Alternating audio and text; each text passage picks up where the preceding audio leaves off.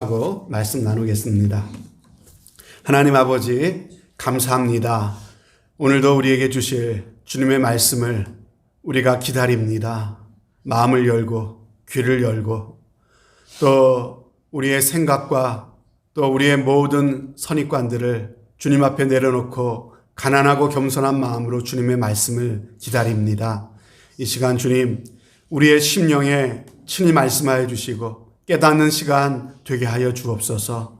정말 이 말씀이 믿어지고 말씀 안에서 정말 살아계신 하나님이 나를 사랑하시며 나와 함께 계심이 깨달아지고 믿어지는 시간 되게 하여 주시고 험한 세상 넉넉히 이겨나갈 수 있는 담대함과 용기를 얻는 시간 될 수 있도록 주님께서 인도하여 주옵소서. 주님을 의지합니다. 믿사옵고 예수 그리스도를 받들어 기도하옵나이다. 아멘. 오늘은 우연을 섭리로 바꾸시는 하나님의 은혜라는 제목으로 말씀드리도록 하겠습니다. 우리의 삶은 정말 우리가 계획한 대로 또 우리가 마음먹은 대로 잘 되어지지 않는 것 같습니다. 여러분의 지나온 삶을 생각해 보시면은 여러분이 마음먹은 대로 되어진 일이 얼마나 있습니까? 참 우리의 마음대로 뜻대로 되지 않는 것이 우리의 인생이다 싶습니다. 전혀 예상치 못했던 일들이 예상치 못했던 시점에 터집니다. 그래서 우리의 인생을 전에 말씀드렸죠. 마치 롤러코스터 같은 그런 인생이다라는 말씀을 드렸어요. 위로 올라갈 때가 있는 반면에 또 갑자기 바닥으로 처박힐 때가 있는 것이 우리의 인생이다라고 하는 것이죠. 그래서 세상 살아가는 사람들마다 다 숱한 사연들을 갖고 살아갑니다. 특별히 우리 이민교회 바로 여러분들의 삶의 그 숱한 사연들을 다 들어보자고 한다면요. 그 사연들을 듣자면 아마 한 분 한 분 밤을 새어 들어도 다 듣지 못할 그런 사연을 겪고 살아가고 계시리라 그런 생각을 해봅니다. 그러나 여러분 늘 여러분들에게 말씀드리지만은 우리 믿는 사람이 관심을 가져야 될 것은요. 내가 얼마나 힘든 일을 많이 겪었나, 내가 살아가는 인생이 남들보다 더 힘든가 덜 힘든가라고 하는 것이 중요한 것이 아닙니다. 조금 더 힘들고 좀 더 편안한 것, 그게 중요한 게 아니라 그보다 더 중요한 것은 무엇입니까? 힘들어도 어려워도 하나님이 내 인생을 붙잡고 계시는가? 하나님이 과연 나와 함께 하시는가? 내 삶이 하나님을 믿는 그 믿음 안에 있는가? 아니면 혹시 나는 하나님을 믿는 그 믿음과 은혜 가운데서 좀 벗어나 있고 겉돌고 있는 삶은 아닌가? 이것이 훨씬 더 중요하다라고 하는 것이죠. 여러분 우리의 삶이 아무리 힘들고 고달파도요. 정말 내가 하나님의 그 섭리 가운데 있다면은 하나님의 인도하심 아래 우리가 있다면은 여러분 우리는 결코 망하지 않습니다. 우리 인생은 결코 잘못되지 않습니다. 잠언 24장 말씀해 보면요. 대저 의인은 7번 넘어질지라도 다시 일어나려니와라고 하는 말씀이 있죠. 여러분 하나님이 사랑하시는 하나님의 백성 예수 그리스도의 피로 거듭난 참으로 하나님께 의롭다 여김을 받는 하나님의 자녀들은요. 이 세상에서 7번 넘어진다 할지라도 다시 일어나게 된다는 그런 말씀이죠. 시편 37절에도 그는 넘어지나 아주 엎드러지지 아니함은 여호와께서 그의 손으로 붙드심이로다라고 했습니다. 여러분 안이 넘어지는 것이 아닙니다.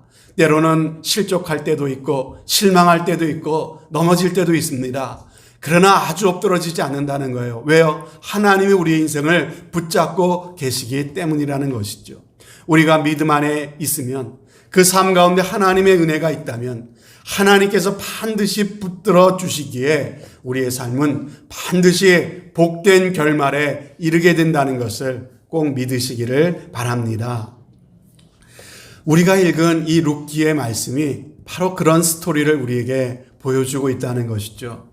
룻기는 사사시대에 살았던 한 가정의 이야기입니다. 룻기의 배경이 바로 사사시대예요. 여러분 사사시대 하면 어떤 시대인지 잘 알고 있지 않습니까? 이스라엘의 왕이 없던 시대입니다. 그래서 왕이 없기 때문에 각자 자기 소견에 오른 대로 제 잘난 대로 제 멋대로 살아갔던 시절이 바로 이 사사시대였다라고 말씀하고 있는 것이죠. 이 혼란한 사사기에서 다윗 왕조가 탄생하는 사무엘서로 넘어가는 그 전환기에 바로 위치하고 있는 것이 바로 이 룻기라는 것이죠. 그 전환기에 있었던 한 개인과 한 가정의 스토리를 우리에게 보여주고 있는 것이 룻기라는 거예요. 이 룻의 이야기가 사사기와 사무엘서 그 중간에 자리 잡고 있다는 것이 큰 의미가 있다는 것이죠. 그것은 이 룻기가 한 가정에 임한, 그리고 룻이라고 하는 나옴이라고 하는 한 개인에게 임한 그 하나님의 은혜의 이야기, 회복의 이야기로 끝나는 것이 아니라는 거예요. 이 하나님이 이 한 가정에 베푸신 이 놀라운 회복의 스토리는요, 이 가정을 회복시켜 주셨을 뿐만 아니라 하나님의 은혜가 죄로 말미암아 참으로 실패의 역사 가운데로, 인간의 실패와 역사의 실패 가운데 하나님의 구원의 역사가 어떻게 이 역사 가운데 임하고 이루어지고 있는지를 우리 가운데 보여주고 있는 그러한 스토리라고 하는 것입니다. 룻기 앞부분은 우리가 보았듯이 참으로 안타깝고 참 어두운 그런 이야기였습니다. 아무리 눈을 씻고 보아도 정말 희망이라고는 도무지 찾아볼 수 없는 그런 이야기였습니다. 나오미는 고향 예루살렘과 또 베들레헴에 흉년이 들어서 살기가 힘들어지니까는 남편과 함께 모압으로 이민을 갔습니다. 그렇지만 그 땅에서 더 큰 인생의 흉년을 맞았다고 했습니다. 안타까운 것은 이것은 시작에 불과했다는 것이죠. 나오미의 남편 엘리멜렉이 낯선 이방인의 땅에서 그만 죽고 말았습니다. 왜 죽었는지에 대한 언급은 없지만은 하나님의 백성이 먹고 살기 위해서 단지 그 문제 때문에 이방인의 땅으로 넘어갔던 것부터가 잘못된 선택이었다는 것을 여러분들에게 말씀을 드렸습니다. 여러분, 고대 시대에 과부가 된다는 것은요, 오늘날의 개념과는 상당히 다릅니다. 마치 요즘 탈레반에게 넘어간 아프가니스탄처럼 남성 중심의 사회에서 여성이 혼자 살아간다고 하는 것은요, 참으로 불행한 바닥 인생이 되고 만 것입니다. 그런데 이것으로 끝난 것이 아니라 유일한 희망이었던 두 아들마저도 죽고 말았다는 것이죠. 이보다 더 불행할 수는 없는 겁니다. 도무지 이 가정에 해답이 보이지를 않는 거예요. 완전히 바닥을 치고 모든 소망의 끈이 다 사라져버린 그런 상태입니다. 시어머니 나오미는 젊은 이 두 며느리에게 각자의 길을 가도록 권유를 했습니다. 그때 큰 며느리였던 오르바는요, 냉철한 판단을 하고 이 지긋지긋한 집안을 떠나버립니다. 그러나 둘째 며느리였던 이 룻은요, 전혀 다른 반응을 보였다는 것이죠. 그러면서 떠나가서 새로 시작하라고 하는 그 시어머니 나오미에게 이런 기가 막힌 말을 했습니다. 무슨 말이었습니까? 룻기 1장 16절부터 나오는 말이죠. 룻이 가로되 나로 어머니를 떠나며 어머니를 따르지 말고 돌아가라 강건하지 마옵소서. 어머니께서 가시는 곳에 나도 가고 어머니께서 유숙하시는 곳에서 나도 유숙하겠나이다. 어머니의 백성이 나의 백성이 되고 어머니의 하나님이 나의 하나님이 되시리니 어머니께서 죽으시는 곳에서 나도 죽어 거기 장사될 것이라. 만일 내가 죽는 일 외에 어머니를 떠나면 여호와께서 내게 벌을 내리시고 더 내리시기를 원하나이다. 여러분, 사람의 삶이 척박해지면은요, 다른 사람 배려하기 쉽지 않습니다. 내가 먼저 살아야 되겠다는 본능이 발동한다는 거죠. 그런 의미에서 첫째 며느리의 선택은요, 지극히 인간적이고 상식적인 선택이었어요. 그러나 이 룻의 선택은요, 의외의 선택이었습니다. 사실 지금 이 시어머니 나오미에게 남은 거라고는 아무것도 없습니다. 아무런 희망도 없어요. 기대할 일조차 없습니다. 하지만 이 룻의 고백을 들어보면 어떤 경우에도 시어머니와 함께 하겠다는 이 선택, 이것은 순간의 동정에서 나온 선택은 아니었다라고 하는 것이죠. 여러분, 우리의 인생은 선택에 따라 달라진다는 말씀을 드렸습니다. 우리의 믿음이란 다른 것이 아니라 바로 우리가 선택하는 것이 곧 우리의 믿음이다라는 말씀도 드렸어요. 그래서 믿음 좋다는 것은 다른 게 아니라 바로 좋은 선택을 하는 것이고 믿음으로 선택하는 것이 바로 믿음이 좋은 사람의 삶이다라고 말씀을 드렸습니다. 여러분, 특별히 인생의 위기, 최악의 순간 가운데에서 우리가 무엇을 선택하느냐는 굉장히 중요합니다. 사람이 힘들고 어려우면 대개가 당장 어려움을 빠져나가는 것에만 몰두하게 됩니다. 그래서 당장 쉬운 길을 찾는다는 것이죠. 감정에 치우친 선택을 하기가 쉽다는 것입니다. 그러나 바로 이때가 우리의 인생의 갈림길이 될 수 있다는 거예요. 이때 우리가 어떤 선택을 하느냐에 따라서 우리의 미래가 완전히 달라지게 된다는 거예요. 룻은 자신의 선택에 자신의 모든 것을 지금 걸고 있는 거예요. 나는 죽어도 어머니를 떠나지 않겠다. 나는 죽어도 어머니와 함께 하겠다고 그러한 선택을 하고 있는 것이죠. 여러분, 성경에 보면은요, 이와 같은 믿음의 선택을 했던 사람들이 성경에 보면 많이 나와 있습니다. 그 중에서도 믿음의 연 에스더를 우리가 볼 수가 있죠. 그가 했던 고백, 죽으면 죽으리다라고 하면서 왕 앞에 나가서 청을 하는 선택을 했던 에스더를 우리는 기억을 합니다. 그의 선택은 옳았고 그와 그의 민족의 운명을 바꾸어 놓았습니다. 여러분, 여호수아도요, 여러 신들 앞에서 우물쭈물하고 있었던 이스라엘 백성들을 향해서 뭐라고 외칩니까? 오늘날 너희가 섬길 신을 너희가 선택하라고 말합니다. 그러면서 나와 내 집은 오직 여호와 하나님만을 섬기겠노라고 단호하게 외쳤다는 것이죠. 여러분, 이처럼 인생의 갈림길에는요, 생명을 건 선택과 결단이 있다는 거예요. 그 선택은 하나님의 은혜 가운데로 들어가는 놀라운 출발점이 된다라고 하는 것이죠. 아직까지 여러분들에게 여러분의 인생을 건 이러한 믿음의 선택이 없으셨다면 오늘 이 시간 하나님의 은혜 안으로 들어오는 귀한 선택과 결단이 여러분들 가운데 꼭 있으시기를 바랍니다. 또 이미 여러분들 이런 선택과 결단을 하셨다면 하나님 앞에서 다시 한번 여러분을 돌아보면서 그 선택과 결단을 새롭게 하시는 이 시간이 되시기를 주님의 이름으로 축복합니다. 그렇다면 여러분, 룻이 시어머니 나오미를 선택했던 이유가 무엇이었을까요? 단순히 인간적인 어떤 인정 때문이었습니까? 홀로 된 시어머니가 불쌍해가지고, 아니면 달리 갈 곳이 딱히 없어서 그런 선택을 한 겁니까? 아닙니다. 룻은 이런 고백을 하고 있어요. 어머니의 백성이 나의 백성이 되고 어머님의 하나님이 나의 하나님이 되리이다 라고 말합니다. 무슨 말입니까? 시어머니가 믿는 하나님을 나도 따르겠다라고 하는 이 선택은 나도 믿음의 선택이었던 것을 우리는 볼 수가 있다는 거예요. 그러므로 룻이 붙잡았던 것은요, 하나님을 믿는 믿음이었던 거예요. 이것이 룻과 그의 가정에 하나님의 은혜가 임하게 하는 결정적인 선택이 되고 있다는 것입니다. 여러분, 이처럼 선택은 중요합니다.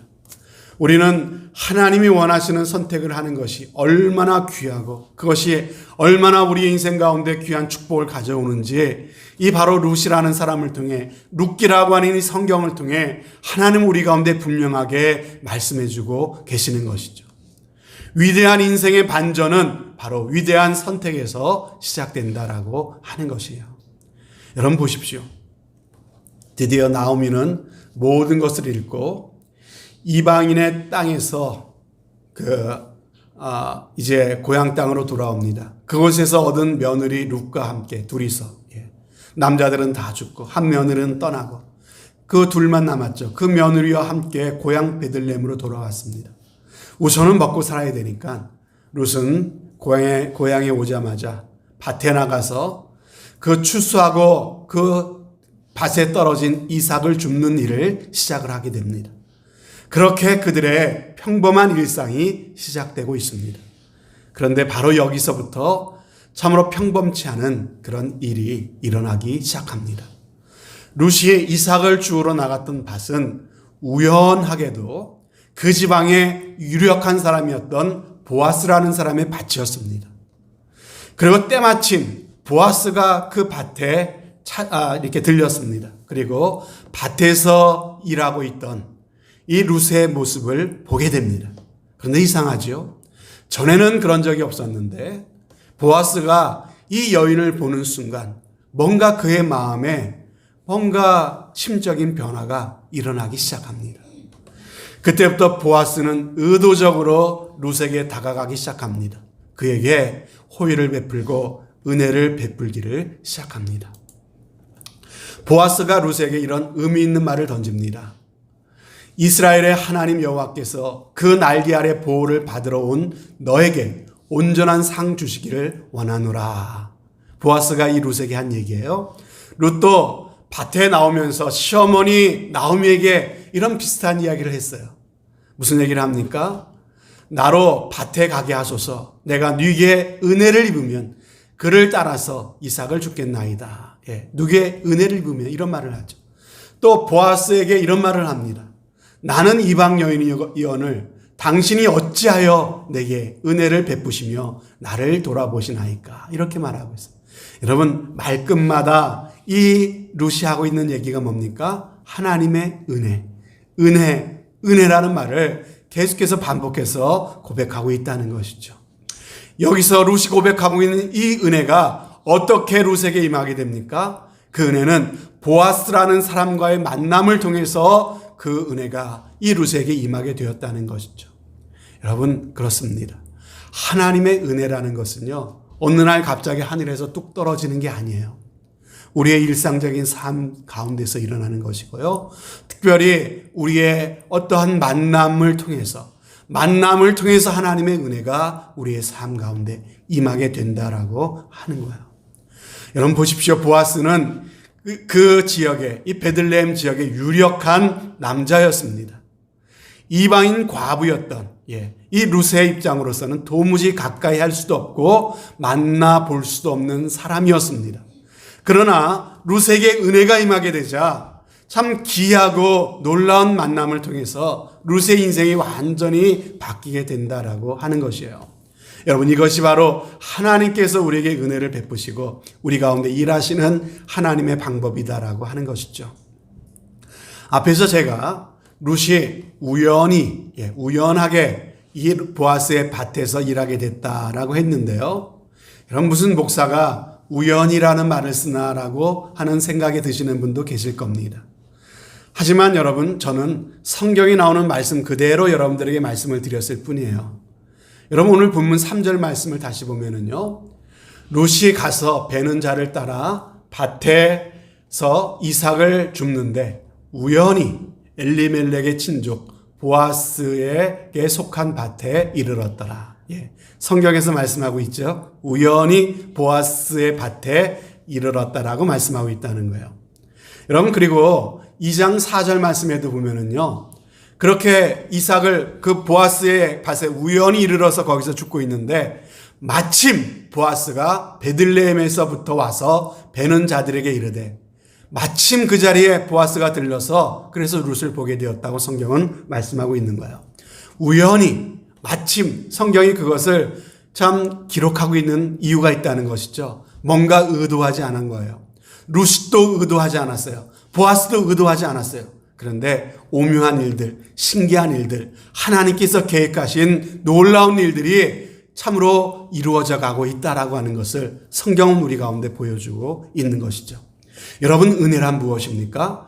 세상 사람들이 말하는 우연을 섭리로 바꿔주는 것이 바로 은혜인 줄로 믿습니다. 우리의 삶에 우연히 일어나는 일들을 통해서 하나님이 개입하시는 거예요. 우리의 일상 가운데 되어지는 일들 가운데 임하는 하나님의 은혜인 것입니다. 우리의 평범한 일상 속에서 하나님이 개입하시고 하나님이 일하시기 시작하면요, 우리가 예상치 못했던 기막힌 반전이 일어나게 된다라고 하는 것이에요. 여러분, 이런 이야기가 성경에 보면 많이 나와 있어요. 여러분, 일일이 다 여러분들에게 소개시켜 줄 수가 없는데 그 중에서 생각나는 한 가지 사건이 있지 않습니까? 에스더서에 보면은 바사 제국의 2인자라고 할 수 있는 하만이라고 하는 사람, 아말렉의 후손입니다. 이스라엘의 대적이고, 아말렉의 후손인 하만이 유대인들을 완전히 다 몰살시킬 계획을 세웁니다. 그래서 왕한테 그 허락까지 받아내요. 온 땅에 조서까지 보냈습니다. 특별히 눈에 가시처럼 여겼던 왕궁 문지기였던, 그렇죠, 모르드게를 높은 장대에다 메어 달아 죽이려고 자기의 집 그 마당에다가 50규빗이나 되는 높은 장대까지 다 준비해 놓은 상황이에요. 그런데 때마침 그 하만의 음모가 시행되기 바로 전날, 그 전날 밤에 이 아하수에로 왕, 이 아하수에로 당시의 왕이었던 아하수에로 왕이 웬일인지 그날따라 잠이 오질 않는 겁니다. 잠이 오질 않는 거야. 이리 뒤척 저리 뒤척 하다가 도무지 잠이 안 오니까는요, 그냥 일어서서 평소에 하지 않던 일을 한 가지 합니다. 그 밤에 왕의 역대일기를 가져오너라 라고 해서, 하도 잠이 안 오니까는 역대일기를 밤중에 가져오라 그래서 그것을 읽기를 시작합니다. 그 역대일기를 읽다가 과거에 이제 내리면 그 장대에 달릴 그 모르드게라고 하는 그 사람이, 그 왕궁 문지기가 반역자들의 모의를 알려줘가지고 자신의 이 왕의 생명을 구해줬던 일을 보게 됩니다. 그래서 묻는 것이죠. 이때 이 모르드에게 무슨 상을 줬느냐라고 했더니 별 시상이 없었다는 내용을 알게 되는 것이죠. 여기서부터 에스더의 기막힌 반전이 이루어지고 있는 것을 우리는 에스더서를 통해 볼 수가 있다는 거예요. 여러분, 왜 그날따라 왕이 잠이 오지 않았냐는 것이죠. 왜 그날따라 평소는 거들떠보지도 않던 왕의 역대일기를 그 밤중에 가져다가 읽게 되었냐는 것이죠. 우연이라고 말하기에는 너무나도 기막힌 타이밍 아니겠습니까? 누가 이런 것을 우연이나 재수라고 이야기할 수 있냐는 것이죠. 여러분, 우연이라고 하는 것을요, 우리 믿는 사람들은요, 하나님의 섭리라고 말합니다.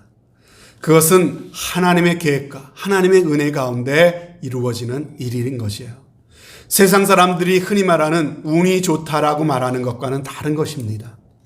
어떤 사람들이 길거리에서 참 캐스팅이 돼가지고 졸지에 유명 스타가 되었다는 이야기, 우연히 산 복권이 당첨이 되었다는 그런 이야기는 우리가 세상에서도 들을 수가 있어요. 그러나 이런 이야기 속에서 은혜라는 말은 쓸 수가 없다는 것이죠. 하나님과 연관된 일이 아닐 수 있다는 거예요. 그런 일이 후에 축복이 될지 아니면 저주가 될지 아무도 알 수가 없습니다. 여러분, 처음엔 대박이었는데 이것이 쪽박으로 바뀌는 일이 얼마든지 있지 않습니까?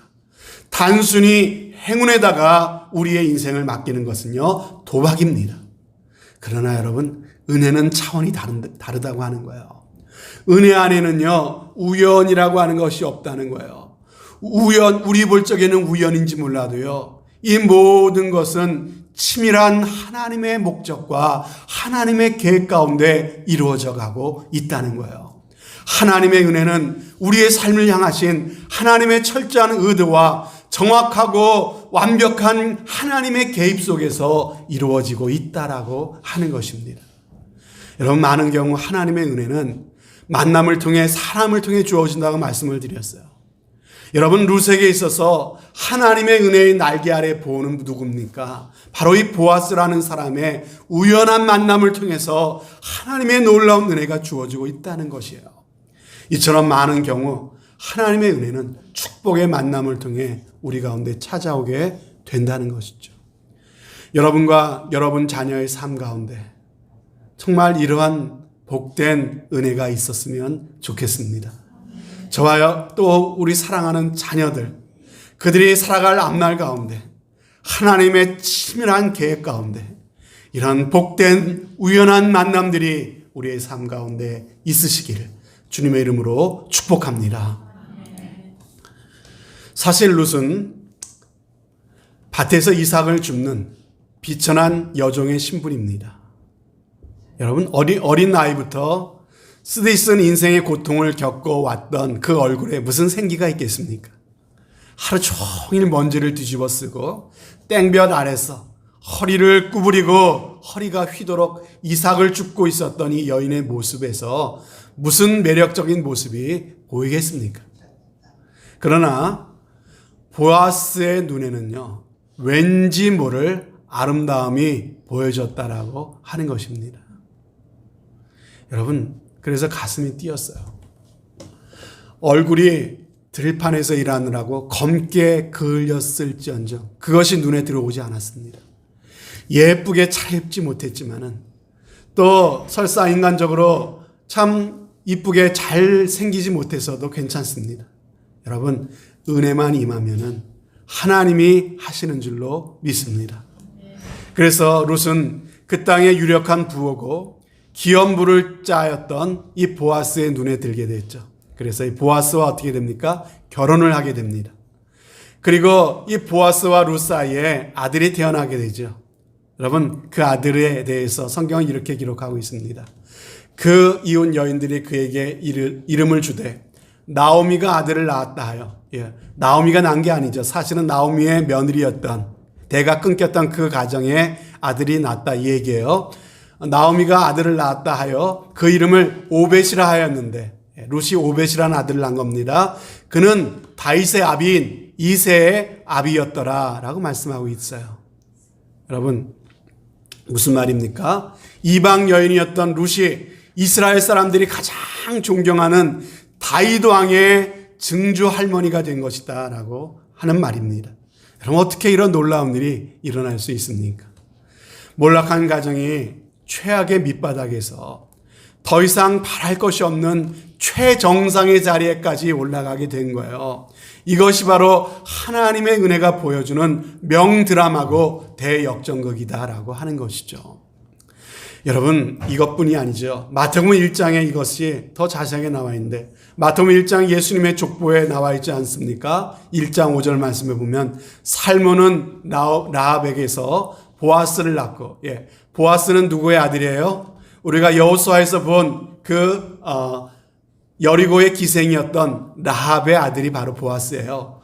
그리고 보아스는 룻에게서 오벳을 낳고, 오벳은 다윗의 아버지였던 이새를 낳았다고 성경은 예수님의 족보를 기록하면서 이것을 기록하고 있다는 것이죠. 여러분, 라합도 기구한 인생의 아픔이 있었지만 하나님을 믿고 그 인생의 역전이 된 것입니다. 여러분, 예수님의 족보에 이방 여인 라합과 룻의 이름이 등장하는 것은요, 우리의 마음, 우리의 가슴을 뭉클하게 만든다라고 하는 거예요. 모든 꿈도 또 희망도 사라져버렸던 이방인, 그것도 기생, 영어로 하면 prostitute, 매춘부였던 이 라합에게, 또 망해버린 집안의 과부에게 거대한 구원의 사건이 일어나게 된 것입니다. 고통 속에서 평생을 신음하다가 그렇게 끝나버릴 운명에서 이 은혜가 모든 것을 뒤바꿔놓게 되었다는 것이에요.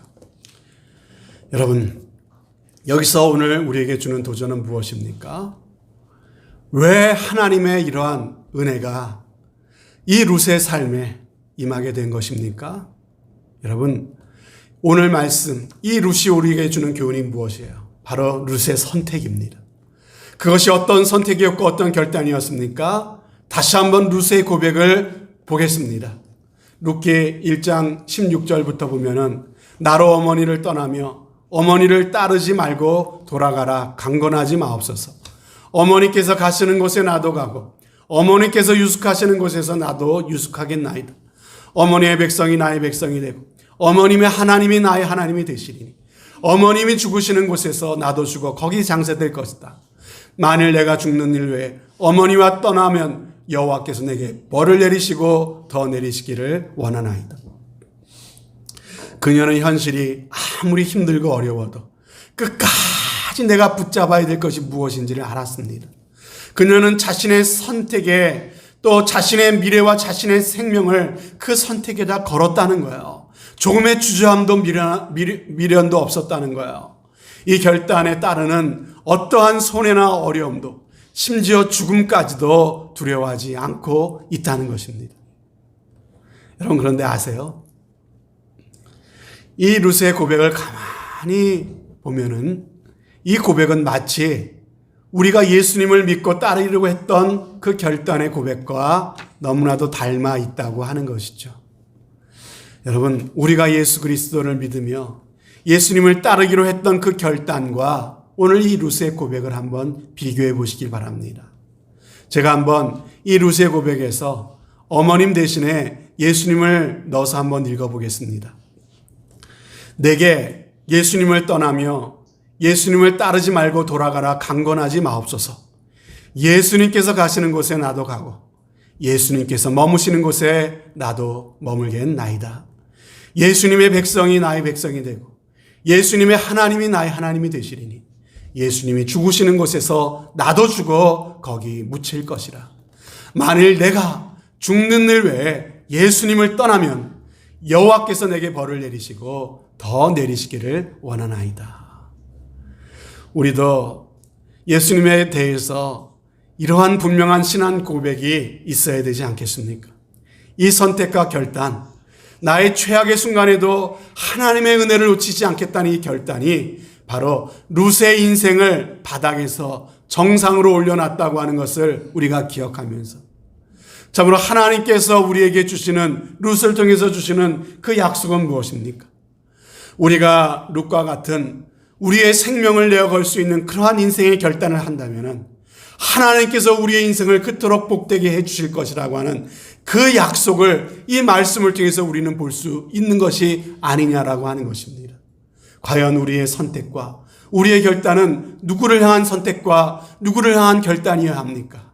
바로 하나님께서 우리에게 주시는 유일한 구원의 길이요, 참으로 하나님께서 우리에게 주시는 한없는 은혜의 그 통로인 예수 그리스도를 향한 우리의 결단이요 선택이어야 하는 줄로 믿습니다.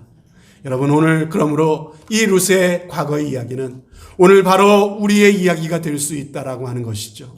가난과 절망의 밑바닥에서 풍요함으로 비천한 신분에서 예수 그리스도의 가문 안으로 들어가는 이 놀라운 상승, 이 놀라운 인생의 역전의 이야기는요, 룻의 이야기로만 끝나는 것이 아닙니다.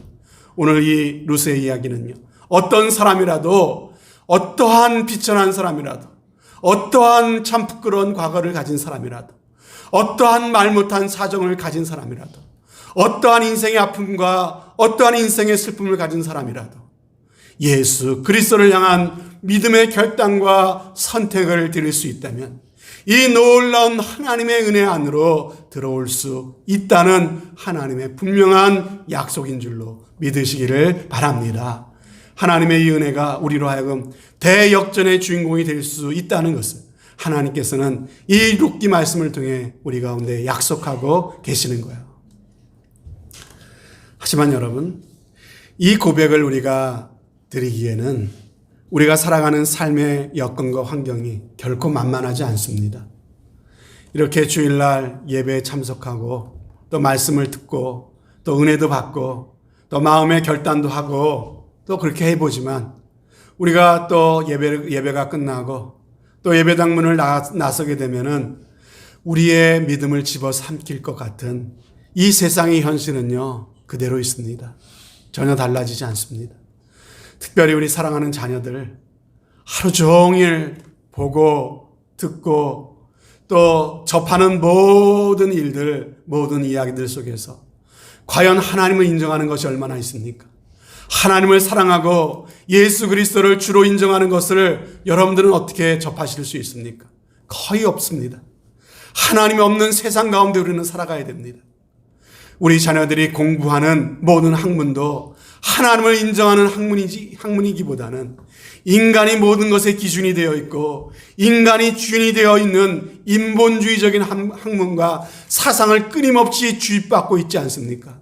그런 상황 속에서 하나님의 존재를 믿고 예수 그리스도의 사랑을 내 마음 가운데 믿고 예수 그리스도를 주님으로 모시고 살아가는 믿음을 지킨다고 하는 것이 참으로 힘든 현실인 것은 너무나도 우리가 잘 알고 있습니다.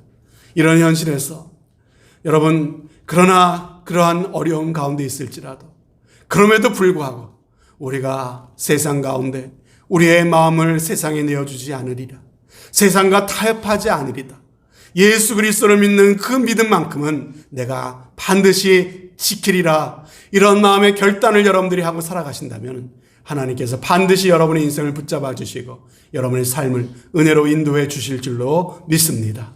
그러면 여러분, 아무리 어렵고 힘든 순간이 온다 할지라도 이것이 끝이라고 말하지 마십시오. 인생의 결론의 몫은 우리의 것이 아닙니다. 역사의 시작과 끝은 바로 알파와 오메가이신 예수 그리스도에게 속한 것입니다. 우리의 인생의 끝과 결말은 오직 하나님이 주고 계십니다. 삶은 언제든지 역전될 수 있습니다. 잊지 마십시오. 아무리 힘든고 어려운 순간이 닥쳐온다 할지라도 우리의 인생의 키는 하나님이 주고 계시다는 사실을 기억하시기를 바랍니다. 그 순간, 힘들고 어려운 순간 우리가 하나님을 바라볼 수 있다면, 믿음의 선택을 할 수 있다면 하나님은 얼마든지 우리의 삶을 역전시켜 주실 줄로 믿으시기를 바랍니다. 사랑하는 성도 여러분, 하나님의 은혜보다 더 강력하고 더 완벽한 삶의 보장은 없습니다. 하나님의 은혜, 그 위대한 역전의 스토리가 저와 여러분들의 스토리가 될 수 있습니다.